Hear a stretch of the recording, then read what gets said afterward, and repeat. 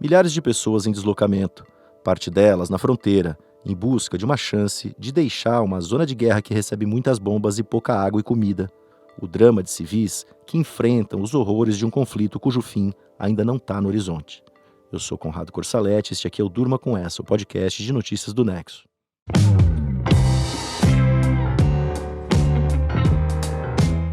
Olá, eu sou a Aline Pellegrini e estou aqui com o Conrado para apresentar esse podcast que vai ao ar de segunda a sexta, no início da noite, sempre com notícias que podem continuar a ecoar por aí.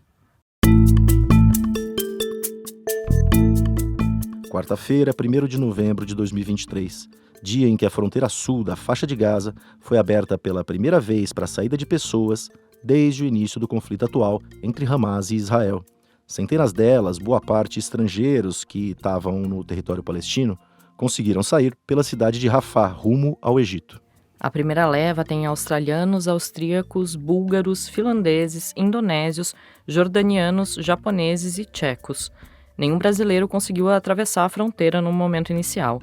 Além de estrangeiros e cidadãos com dupla nacionalidade, deixaram o sul da faixa de Gaza rumo ao Egito feridos de guerra e funcionários de entidades humanitárias, como a Cruz Vermelha.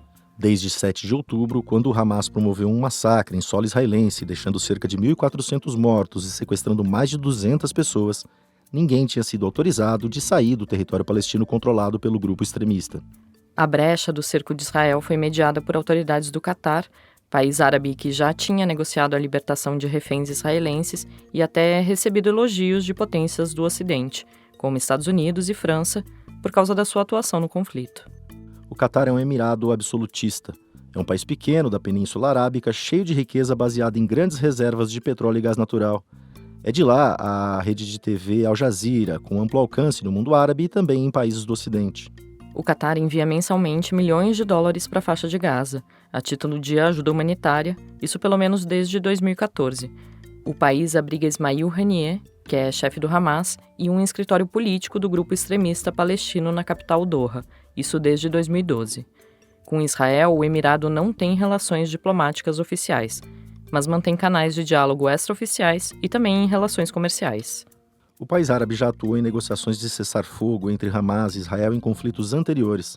Seu papel na liberação da fronteira de Gaza com o Egito se dá justamente por ter construído pontes entre adversários históricos. Além de abrigar um escritório do Hamas, o Catar tem, por exemplo, a maior base militar americana no Oriente Médio. Os Estados Unidos, aliás, já declararam que o país árabe é um importante aliado, mesmo sem pertencer à OTAN, a Aliança Militar do Ocidente. O acordo para a abertura da fronteira da faixa de Gaza com o Egito, que foi mediado pelas autoridades catares, envolveu conversas de israelenses com egípcios, assim como a anuência de integrantes do Hamas para que palestinos feridos deixassem o território.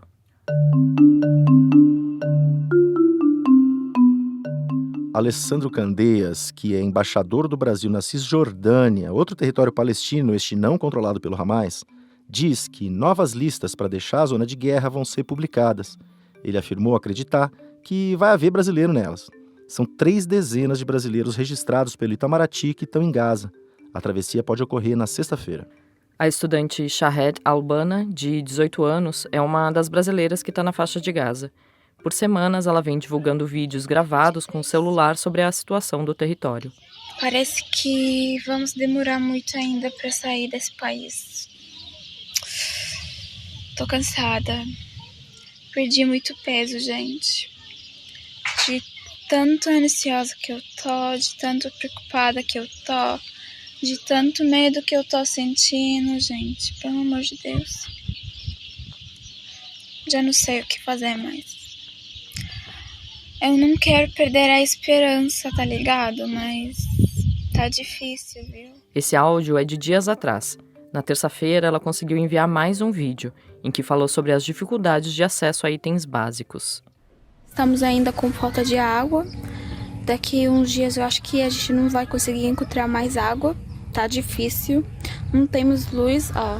Tanto de carregador, celular, a gente vai procurar um ponto, um mercado pra carregar. A cidade de Rafah já vinha sendo usada para a entrada de ajuda humanitária na faixa de Gaza, com autorização de Israel. Ela se torna agora a única alternativa para deixar o território. O restante das fronteiras está sob cerco militar israelense, que, além de bombardeios, já deu início a incursões terrestres em busca de integrantes do Hamas. Centenas de pessoas vêm se dirigindo à cidade a fim de uma oportunidade de cruzar a fronteira com o Egito. Uma reportagem do jornal Folha de São Paulo descreveu o local por onde a primeira leva de civis saiu nesta quarta-feira. Do lado palestino, existem duas grandes estruturas em forma de arco que se cruzam sobre um pequeno edifício. Portões de metal bloqueiam a passagem. Dali, quem quer cruzar a fronteira precisa passar por um outro portão palestino. E aí tem que pegar um ônibus até a parte egípcia. Depois do início do atual conflito, Rafah, incluindo as proximidades da passagem da fronteira, foi atingida por bombardeios israelenses. Bombardeios esses que se concentram mais na região norte da faixa de Gaza, mas que ocorrem em boa parte do território palestino. Território que abriga mais de 2 milhões de pessoas e é controlado pelo Hamas desde 2007. Antes do cerco total por causa do ataque do Hamas a Israel, a faixa de Gaza já era isolada pelos israelenses, mas num cerco parcial.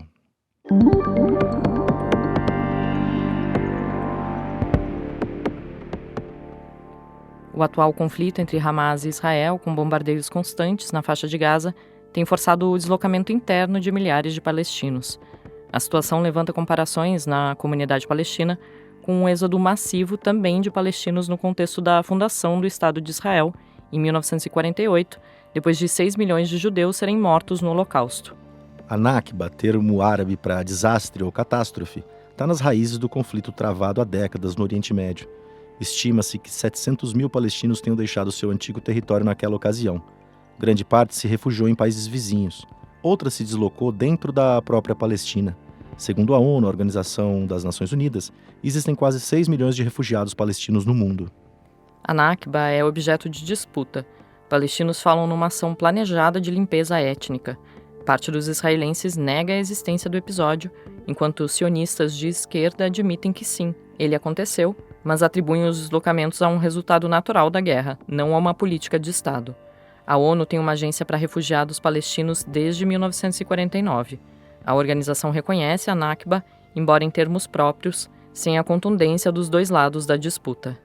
A comparação da Nakba com o atual conflito está relacionada principalmente à ordem de Israel para que as pessoas deixassem o norte da faixa de Gaza rumo ao sul do território. Só que, para muitos palestinos, a Nakba é um evento continuado, não se limita ao fim dos anos 40. A quantidade de refugiados da região só cresceu desde aquela época, e novas áreas foram anexadas por Israel em conflitos como a Guerra dos 6 Dias, em 1967. Numa entrevista para o Nexo, o Bruno Huberman, que é professor de Relações Internacionais da PUC de São Paulo, disse o seguinte, abre aspas, existe esse discurso de que os palestinos vão poder retornar depois que o Hamas for derrotado. Esse era o mesmo discurso de 1948 e 1967, de que seria um deslocamento provisório. Ainda não sabemos exatamente qual resultado Israel almeja para o norte de Gaza, mas a história não nos permite dizer que os palestinos vão poder voltar. Fecha aspas. Também em entrevista ao Nexo, o Leonel Karasiki, pesquisador da Universidade Ben Gurion de Negev, em Israel, e do Núcleo Interdisciplinar de Estudos Judaicos da UFRJ, disse que vê de outra maneira. Apesar de reconhecer os argumentos de quem defende a Nakba contínua, ele afirma que essa visão tende a classificar qualquer ação de Israel como uma tentativa de forçar deslocamentos de forma violenta. Ele disse o seguinte, abre aspas, cria-se uma politização da situação em que, se eu quiser, posso dizer, por exemplo, que as ações violentas do Hamas em Israel, com cerca de 200 mil, 300 mil cidadãos sem casa dentro do seu próprio país, geraram um deslocamento interno forçado por violência, fecha aspas. A crise crônica no Oriente Médio, assim como o momento agudo atual, mostram que há brecha para a saída de civis da zona de guerra nessa quarta-feira, primeiro os estrangeiros, cidadãos com dupla nacionalidade e feridos, é só um pequeno passo numa caminhada cujos resultados reais vão poder ser mensurados apenas daqui a algum tempo. Tudo isso apesar do tamanho das atrocidades já divulgadas nesse quase um mês de conflito.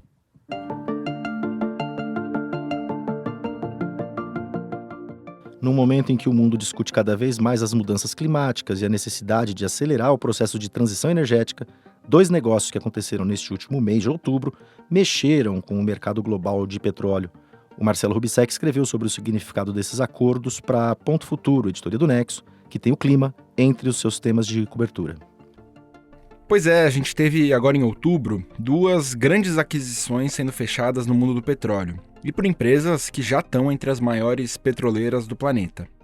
A ExxonMobil anunciou a compra da Pioneer por 60 bilhões de dólares e a Chevron anunciou a compra da Hess por 53 bilhões de dólares. Se a gente for trazer para reais, as duas compras juntas superam o patamar do R$500 bilhão. Então é bastante coisa.